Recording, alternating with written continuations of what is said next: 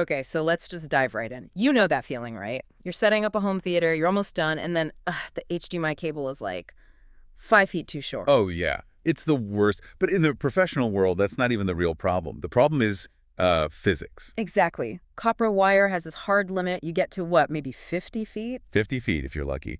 And then you just hit what they call the digital cliff. The signal just, it's gone. It dies. So today we are definitely not fixing a living room setup. We're looking at how you send a perfect, uncompressed, high-def video signal across like 3 football fields Without dropping a single pixel. without dropping a single pixel. We're doing a deep dive into the Avenview FO-HDM-1000M-EMI. It's a catchy name, I know. But if you strip away all the model numbers, this little device is basically just a workaround for the laws of physics, at least the laws that govern copper. Right. So the mission for this deep dive is to figure out how this little box uses light to solve that huge distance problem, why it handles interference so well, and I guess who really needs to spend this kind of money on what is essentially a cable extender. Okay, so let's start with the core tech. You said light. That's it, right there. This unit completely replaces the electrical pulses from a standard HDMI cable with optical transmission technology. Specifically, it's a single SC-type multi-mode fiber cable. And for anyone listening who isn't, a fiber optic engineer, multi-mode just means the glass core is a little thicker. Yeah, that's a good way to put it. It lets the light sort of bounce around more. It's just easier to work with than single mode. But easier doesn't mean it's short range. No, not at all. Avenview's marketing material mentions it can go over 1,000 meters, but you always have to look at the fine print. The specs, that's where the real story is. And the specs list a transmission distance of 300 meters, so about 1,000 feet, when you're pushing full 1080p or 1920 by 1200 resolution. And that's the trade-off, always. Higher resolution eats more bandwidth. But still, 1,000 feet. That's 20 times the distance of a standard copper cable. And it's doing all of that while handling the TMDS video signals. That's the actual video data through that one single fiber strand. It's also pushing the EDI data through that same channel. Which is so crucial, right? Crucial is an understatement. EDI is the handshake. It's the monitor telling the source, hey, I'm a monitor and I can handle 1080p.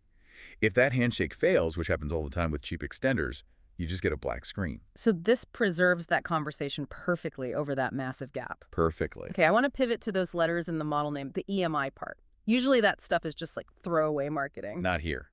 Here, it defines the entire use case. EMI stands for electromagnetic interference. So if you run a normal copper HDMI cable next to, say, a huge industrial motor or an MRI machine in a hospital, That magnetic field is going to induce voltage in the wire. It just scrambles the signal, destroys it. but since this Avenview unit turns the signal into light. Glass is electrically inert. It is physically impossible for a magnetic field to mess with a beam of light inside a fiber cable. You could wrap this thing around a power plant turbine and the video would be flawless. Okay, that explains the reliability. But what about the video fidelity? We're not just sending some low-res security camera feed here. Not at all. The bandwidth is 2.25 gigabits per second.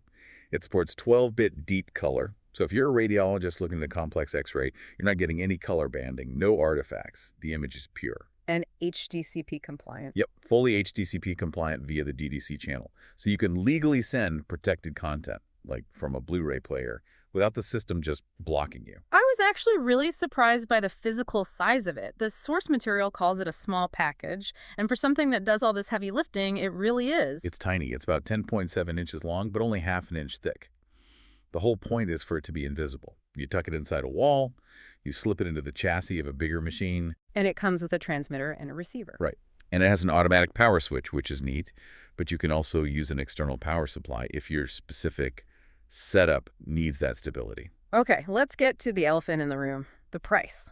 The data shows this thing listed at $1,593. Yeah, that is some serious sticker shock if you're comparing it to something you'd buy for your house. Right. But based on what we've talked about, the EMI immunity, the insane distance, you're not really paying for a cable, you're paying for insurance. That is the perfect way to put it. Imagine you're running a digital sign at a massive airport or a critical display in a surgical theater. If that screen flickers for 1 second, It's a disaster. it's a disaster. So you pay that $1,500 premium to guarantee that the signal gets from point A to point B no matter what. It's that whole invisible backbone idea. You only notice it when it breaks. And in those settings, the cost of something breaking, the cost of downtime, is just so much higher than the cost of the hardware. So, to wrap this up, the Avenview extender it's really just a translator. It speaks electricity on one end and translates that to light to survive a really long and hostile journey. And then it translates it back to electricity on the other end. And it does it all seamlessly. It does make you wonder, though, as 4K and 8K become totally standard and the bandwidth requirements just keep tripling, are we going to get to a point where we just give up on copper completely? Will our homes just be wired with glass? It's certainly looking that way. Something to think about next time you plug in your TV. Thanks for listening to this deep dive. See you next time.